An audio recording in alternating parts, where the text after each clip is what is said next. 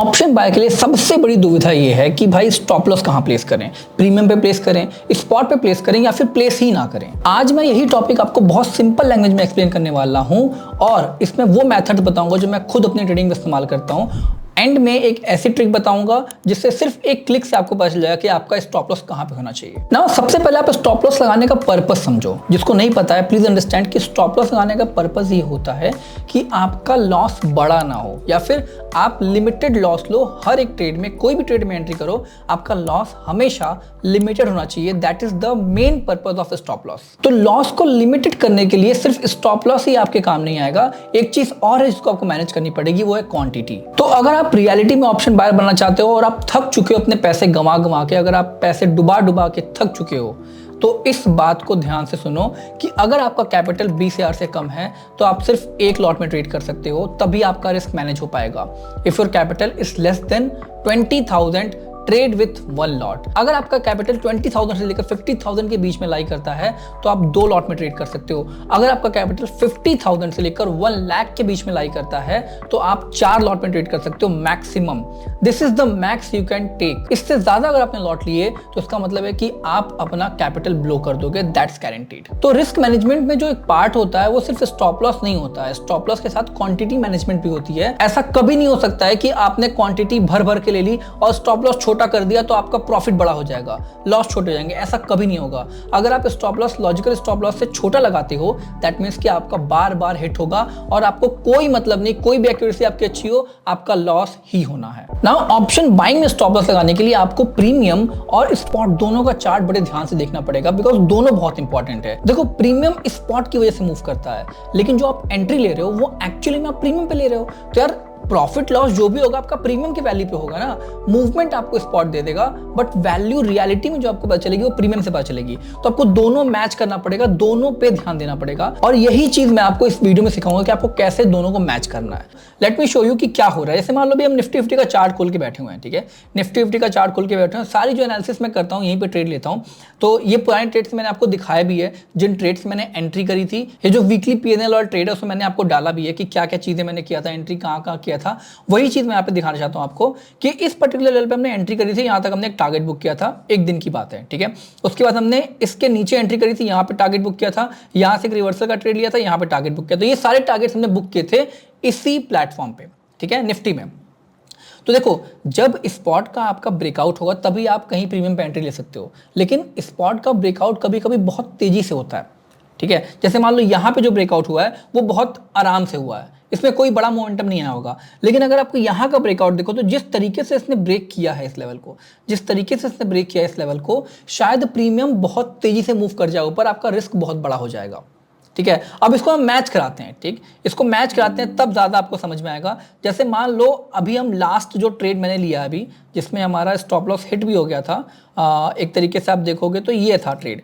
इसमें इस लेवल पे हमने ट्रेड लिया था जब मार्केट ने यहाँ पे इस जोन को बनाया, एक जोन बनाया, ठीक, आप देख सकते हो एक जोन है यहाँ पे, ये रहा एक जोन, ठीक है। ये एक जोन बना रहा था मार्केट, इस जोन को ब्रेक किया, इस ब्रेकआउट पे हमने एंट्री ली थी। अब अगर सेम चीज आप मैच कराओगे प्रीमियम से, जैसे मान लो मैं 19,000 इन द मनी में प्रीमियम लेता हूँ मैं, ठीक है, इन द मनी में लेता हूँ। आप देखो यहाँ पे जो हमने रिफ्रेश करता हूँ मैं, यहाँ पे जो जोन बना था, इस जोन का ब्रेकआउट हुआ। इस जोन का ब्रेकआउट जब हुआ तब आपकी ये वाली कैंडल बनी थी, ठीक है, ये वाली कैंडल है उसके बाद बनी थी, राइट।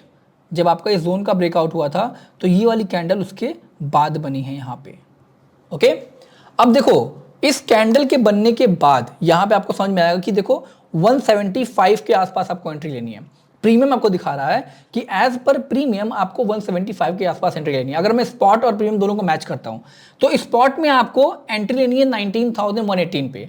स्पॉट के अकॉर्डिंग आप इस लेवल पे एंट्री ले सकते हो और स्पॉट के अकॉर्डिंग आपका जो स्टॉप लॉस होना चाहिए वो इस लेवल के नीचे होना चाहिए कहीं, ठीक है। जो आपका इस कैंडल की क्लोजिंग है, मतलब इस लेवल को ब्रेक किया तो हम एंट्री कर रहे हैं, इस लेवल के नीचे आपका स्टॉप लॉस होगा, तो कहीं पे आपका यहाँ पे स्टॉप लॉस होना चाहिए, ठीक। अब इसी चीज को अगर आप प्रीमियम से मैच कराओगे तो वो आएगा आपका इस लेवल के नीचे, मतलब कि 159 के नीचे थोड़ा सा आएगा, कहीं ना कहीं 159, 158, 156 के आसपास आप कहीं डाल सकते हो, ठीक। अगर आप एंट्री कर रहे हो 175 पे और आपका स्टॉप लॉस 158 के आसपास है तो टोटल 17 या 20 पॉइंट का स्टॉप लॉस हुआ आपका, ओके 17 से लेकर 20 पॉइंट तक का स्टॉप लॉस हुआ। ये आप निफ्टी में लगा रहे हो। निफ्टी का लॉट कितने का होता है? 50 पॉइंट्स का। तो अगर आप इसको लॉट वाइज मैनेज करो, इसको लॉट वाइज अगर आप कैलकुलेट करना चाहो तो देखो क्या होगा। एक लॉट में आपका अगर इसमें ट्रेड कर रहे हो स्टॉप लॉस हिट होता है तो आपका लॉस होगा 50 इंटू 20, ठीक है। मतलब कि आपका 1000 रुपीज का लॉस होगा मैक्सिमम। एक लॉट के साथ आप 1000 रुपए का लॉस ले सकते हो। 2 लॉट में अगर आप ट्रेड कर रहे हो तो इसमें कितना हो जाएगा 100 इंटू 20, तो ये हो जाएगा आपका 2000। मतलब अगर 2 लॉट से ट्रेड कर रहे हो तो आपका हो जाएगा 2000, और अगर आप 4 लॉट से ट्रेड कर रहे हो तो आ जाएगा आपका 4000। ये आपका मैक्सिमम लॉस है, ठीक है। ये आपका मैक्सिमम लॉस है जो आपको ट्रेड में हो सकता है। तो अगर आप मेरे शॉर्ट्स देख रहे हो, इसमें मैंने चैलेंज लिया हुआ है कि मैं 30 दिन में 1 लाख जनरेट करूंगा ऑप्शन बाइंग से, तो आप देख सकते हो उसमें मेरा कभी भी लॉस जो है 3.5 के, 3.4 के या फिर 2.5 के, इतने के आसपास ही मेरा लॉस रहता है। वो कैसे मैनेज करता हूं? मैं ऐसे मैनेज करता हूं, ठीक है। यही रीजन है उसको मैनेज करने का, क्योंकि 1 लाख का कैपिटल है तो हम 4 लॉट मैक्सिमम लेते हैं, मैक्सिमम 4 लॉट में ट्रेड करते हैं और उसी 4 लॉट के बेसिस पे हमारा लॉस ऐसे कैलकुलेट होकर आता है। अब देखो बहुत बार ऐसा होगा कि आपको ये मौका नहीं मिलेगा, ठीक, ये मौका नहीं मिलेगा कि आप कैसे इसमें एंट्री कर पाओ, या फिर बहुत बड़ा मोमेंटम मिल जाएगा, ये जो स्टॉप लॉस होगा वो बहुत बड़ा हो जाएगा, तो उस केस में आप छोड़ सकते हो, ठीक है। उस केस में आप छोड़ दो। जैसे मैं आपको बताता हूं कि अगर हम देखें निफ्टी, क्योंकि मूवमेंट देखते हैं, मान लो यहाँ पे ये एक मोमेंटम था निफ्टी ने किया था, ठीक है। दोनों चार्ट लगाना पड़ेगा एक साथ, मैं आपको दिखाता हूं, जस्ट अ मिनट। तो यहाँ पे आपके सामने निफ्टी बैंक निफ्टी का चार्ट है। देखो निफ्टी में यहाँ पे हमें पता था इस दिन 28 तारीख को कि ये मोमेंटम आएगा, ऊपर की तरफ मार्केट जाएगा, लेकिन जब हम एंट्री करने जा रहे थे तो निफ्टी का जो प्रीमियम वो काफी ऊपर मूव कर गया था, ठीक है। ये प्रीमियम अभी नहीं दिख रहा क्योंकि प्रीमियम एक्सपायर हो गया है। अभी जो देखोगे आप तो निफ्टी का प्रीमियम उस टाइम पे बहुत ज्यादा मूव कर गया था, वो लाइव वीडियो मैंने डाली हुई है, आप जाके चेक कर सकते हो। बट यहाँ पे हमने देखा बैंक निफ्टी नहीं मूव किया है, ठीक है, क्योंकि निफ्टी बुलिश है तो चांसेस बहुत हाई होते हैं कि बैंक निफ्टी भी बुलिश होगा, और इसी वजह से हमने इसके बजाय, निफ्टी के बजाय बैंक निफ्टी में एंट्री करी। क्यों? क्योंकि मुझे पता था कि अगर निफ्टी ऊपर मूव कर रहा है तो बैंक निफ्टी भी कहीं ना कहीं ऊपर जाएगा ही, ऐसा नहीं है कि वो डाउन साइड की तरफ चला जाएगा। तो यहाँ पे हमें रिस्क ज्यादा मिल रहा था, निफ्टी में रिस्क ज्यादा मिल रहा था, तो उसकी जगह हमने एंट्री करा बैंक निफ्टी में, बिकॉज हमारा पहली प्रायोरिटी ये होती है कि भाई रिस्क मैनेज करो, रिस्क आपका कम होना चाहिए, दैट्स इट, ये आपकी पहली प्रायोरिटी है। तो इसीलिए अगर आपको कभी ऐसा ट्रेड मिले कि भाई इसमें नहीं मिल रहा है, रिस्क आपका ज्यादा हो रहा है, जो ये अमाउंट हमने फिक्स किया उससे ज्यादा रिस्क हो रहा है, तो छोड़ दो, उस ट्रेड को छोड़ दो, दूसरे इंडेक्स में देखो, ताकि शायद उसमें मिल जाएगा। नहीं मिलता तो उस दिन ट्रेड मत करो, लेकिन रिस्क ज्यादा नहीं लेना है, ठीक। अब एक ट्रिक है यहाँ पे हमारे सामने, एक ट्रिक भी है जो मैं आपको बताना चाहूंगा।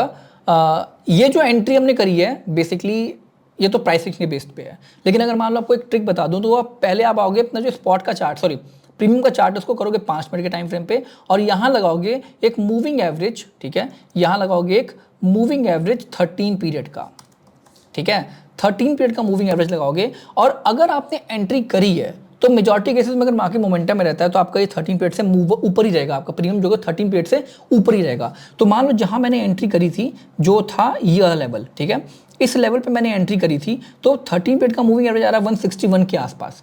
161 से नीचे थोड़ा आप 4-5 पॉइंट का बफर लेके 158 157 पे लगा दोगे तो ये आपका स्टॉप लॉस सही बैठेगा, क्योंकि मेजॉरिटी केसेस में अगर इसके नीचे चला आता है ना, एक नीचे आके हिट कर देता है तो शायद वो ऊपर ना जाए वापस फिर, ठीक है। लेकिन होता ये है कि ये 13 पीरियड का मूविंग एवरेज काफी अच्छा रेसिस्टेंस और सपोर्ट की तरह एक्ट करता है फॉर एनी ऑप्शंस प्रीमियम, ठीक है। तो ये एक तरीका है जिससे आप अपना स्टॉप लॉस मैनेज कर सकते हो, इसी से आप अपना स्टॉप लॉस ट्रेल भी कर सकते हो। उस पर अगर आपको वीडियो चाहिए तो आप प्लीज मेरे को कमेंट बॉक्स में बताना, मैं एक अलग वीडियो बना दूंगा जिसमें आपको स्टॉप लॉस ट्रेलिंग पे बताया जाएगा कि आप कैसे ट्रेल कर सकते हो, कैसे अपना प्रॉफिट मैक्सिमाइज कर सकते हो। तो ये थी आज की वीडियो, इसमें हमने कोशिश करी आपको समझाने की कि आप कैसे ऑप्शंस बाइंग में स्टॉप लॉस प्लेस कर सकते हो, because it's very important to manage your risk in option buying. अगर वीडियो पसंद आई तो बाकी की वीडियो जाके देखो, जिसमें हमने और भी लाइव ट्रेडिंग करके दिखाया आपको कि आप कैसे मैनेज कर सकते हो रिस्क, कैसे आपको रिस्क मैनेज नहीं करना है, कैसे आपको प्रॉफिट मैक्सिमाइज करना है, कैसे आपको क्वांटिटी सर्च करनी है, everything we have discussed on this channel. Till then bye bye, take care, मिलते हैं अगली वीडियो में।